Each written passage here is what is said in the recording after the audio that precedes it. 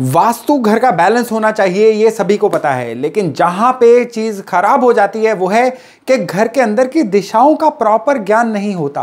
बहुत सारी मिसकंसेप्शन होती हैं कि दिशा कैसे देखें, दिशा कहां से देखें, हमारा घर कौन सा मुखी है, हमारे घर में एक्चुअली नॉर्थ ईस्ट कहां है। ये सारे प्रश्न बहुत ज्यादा लोगों के मन में घूमते रहते हैं। तो आज का जो वीडियो है ये एक बड़ा बेसिक वास्तु का वीडियो है, जिसमें ना केवल आपको यह बताया जाएगा कि आप अपने घर का वास्तु खुद किस तरह से देख सकते हैं, बल्कि यह भी बताया जाएगा कि अगर आपके घर के वास्तु में कुछ बेसिक छोटे छोटे नुक्स भी हैं, कुछ छोटी छोटी दिक्कतें भी हैं, तो उनको भी कैसे सही किया जा सकता है। नमस्कार, मेरा नाम है योगेश शर्मा और स्वागत है आपका happy life with Yogesh Sharma में। और दोस्तों, आगे बढ़ने से पहले एक विनम्र निवेदन कि अगर अभी तक आपने अपने इस चैनल को सब्सक्राइब नहीं किया है तो कृपया सब्सक्राइब करिएगा और बेल बटन दबाना ना भूलिएगा।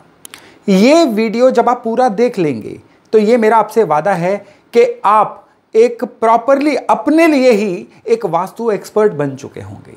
आपको इस वीडियो के बाद प्रॉपर से आइडिया हो जाएगा कि आपके घर में कौन सी चीज जो है वास्तु के अनुरूप है और कौन सी चीज है जो वास्तु के अगेंस्ट है।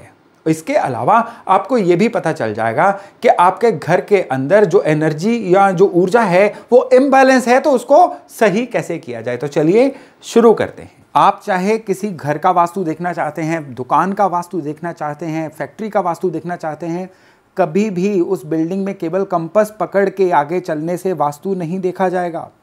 वास्तु देखना है तो सबसे पहले उस जगह के एक लेआउट को, मैप को, नक्शे को कागज पे उतारना होगा। आपके पास उस जगह का बना बनाया नक्शा होगा फिर तो ठीक है, और अगर नहीं है तो चाहे आप एक रफ सा नक्शा इस तरह से बना के एक कागज पे उतार लीजिए। और इसका फायदा क्या होगा कि आपको उस जगह के जो भी वास्तु की चीजें हैं, वास्तु की ऊर्जाएं हैं, वो डायरेक्टली सीधे तौर पे पता चल जाएंगी। जो भी प्रोफेशनली आपका वास्तु देखेंगे, अगर वो नक्शे के बिना देख रहे हैं तो वो भी प्रॉपर से जज नहीं कर पाएंगे। इस चीज को तो आपने ध्यान में रखना है। अब सपोज करिए हमने एक आयताकार शेप का एक प्लॉट ले लिया जहां जिस घर का हमने नक्शा देखना है। रफली आप यहां पे एक जो मेन गेट है वो बना दीजिए। इसको हमने मेन गेट बना दिया। अब ये घर के अंदर एंटर करते ही ये एक उनका ड्राइंग रूम है। इसके बाद एक यहां पे रफली आप एक रसोई जो है उसको ड्रॉ कर दीजिए। इस रसोई में यहाँ पे गैस का स्टोव है। ये मैं हाइपोथेटिकल एक नक्शा बना रहा हूँ ताकि आपको किसी भी जगह के वास्तु को समझने में सहायता मिल सके।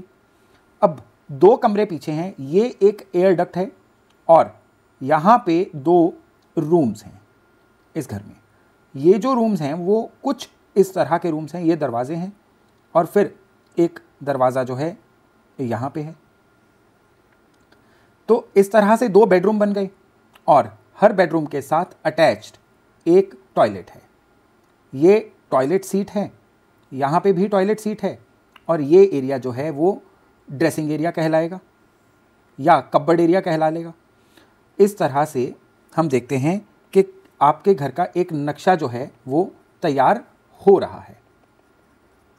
अब यहाँ पे अगर हम चलेंगे तो इसी घर में आगे चल के यहाँ पे कुछ ये पोर्च है जहाँ पे व्हीकल्स के खड़े होने का जगह है। इसके बाद यहाँ पे सीढ़ियाँ हैं जो ऊपर की ओर जा रही हैं और फिर ऊपर वाला फ्लोर शुरू हो जाएगा। ये इस घर का जो है वो लॉबी एरिया है। तो ये एक रफ सा मैप बन गया। अब इस मैप में हम अगर देखेंगे तो ये ड्राइंग रूम में यहाँ पे सोफ़ाज़ हैं, ये टेबल है, सामने भी सोफ़ाज़ हैं। इस तरह से इस घर का एक लेआउट बन गया। अब यहाँ पे सारा खेल आता है दिशाओं को देखने का। दिशाओं को देखने के लिए आपने क्या करना है, उस घर के बिल्कुल बीचों बीच खड़े होना है और जहाँ स्ट्रीट है, जहाँ पे मेन गेट है, जहाँ पे गली है, रोड है, उसकी तरफ कंपास, जो हर एक मोबाइल में कंपास होती है, मोबाइल में कंपास निकालिए और घर के बीचों बीच खड़े होके बाहर की तरफ देखिए। आपकी जो पीठ है वो घर के बैक एरिया की तरफ होनी चाहिए। आपने एंगल में खड़े नहीं होना है, आप बिल्कुल सामने खड़े होइए और दिशाएं देख लीजिए। अब जो भी दिशाएं आएंगी आपने उन दिशाओं को केवल रिलाई करना है। जैसे कि आप यहाँ पे भी देख रहे हैं कि जिस तरह से दिशाएं आ रही हैं हम उस ही तरीके से आगे बढ़ रहे हैं। अब यहाँ पे अगर हमने कंपास से दिशाएं देखी और ईस्ट जो है वो इस दिशा में आ रहा है।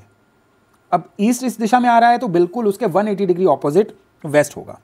अगर ईस्ट इधर आ रहा है तो इधर वेस्ट होगा, और एग्जैक्टली 90 डिग्री पे ही हमें बाकी दिशाएं बनानी है। यहाँ पे साउथ बन जाएगी और यहाँ पे नॉर्थ बन जाएगी। ये आपके घर का दिशाओं का एक बेसिक स्ट्रक्चर आ गया।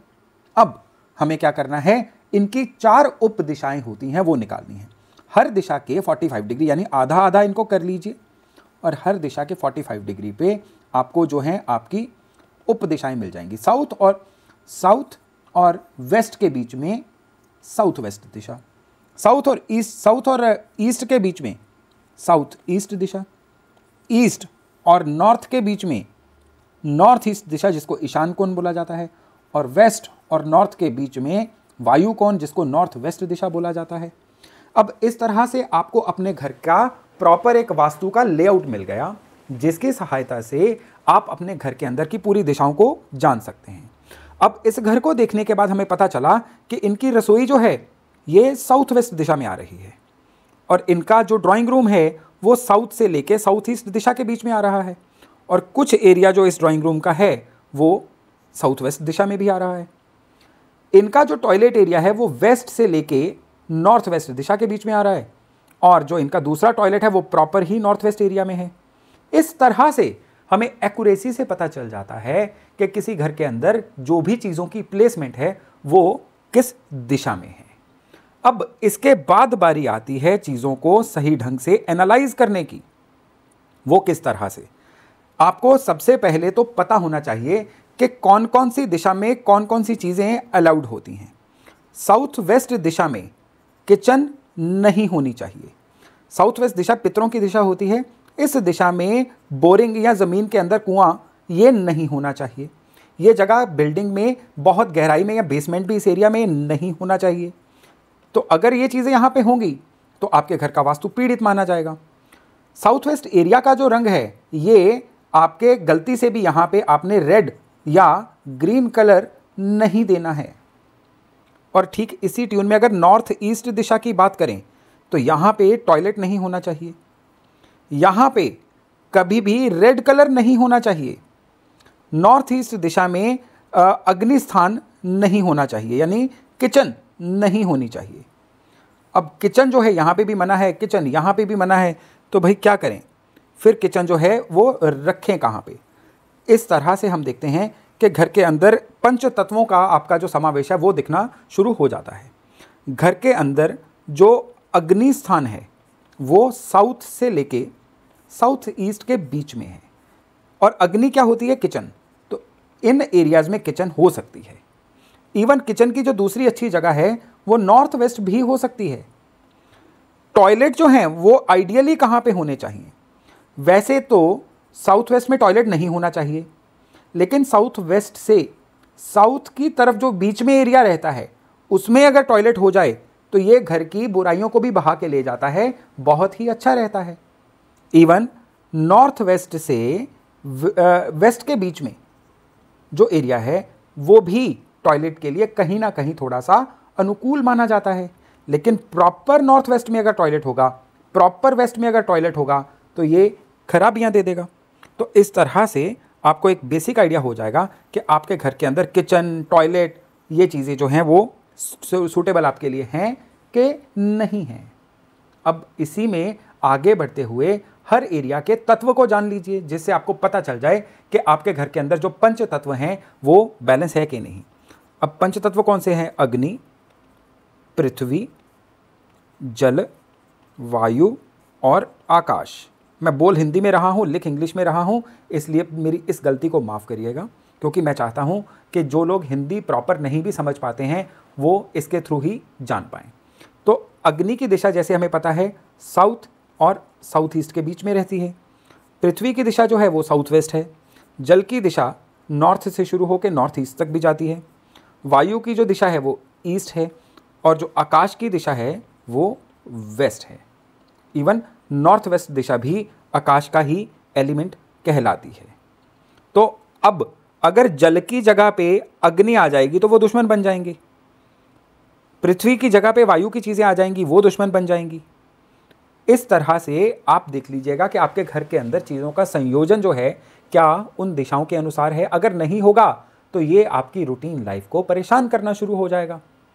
तो वास्तु के बारे में चर्चा को मैं इसी तरह से आगे बढ़ाता रहूंगा, लेकिन फिलहाल आप इसी चीज़ को अपने घर पे अप्लाई करके देखिए कि ये आपके लिए कितने % एक्यूरेट हो रहा है या कितने % आपको ये चीज़ें जो हैं अपने लिए खराब लग रही हैं। तो देखा आपने, अपने घर के वास्तु को ड्रॉ करना, अपने घर के वास्तु को देखना कितना आसान था, और उससे भी ज़्यादा आसान है इन चीज़ों को इवैल्यूएट करके अपनी फेवर में करना। तो चलिए, ये जानकारी थी यहीं तक। बहुत जल्द मिलते हैं नए टॉपिक, नए विषय के साथ। अपना खूब ध्यान रखिएगा। नमस्कार।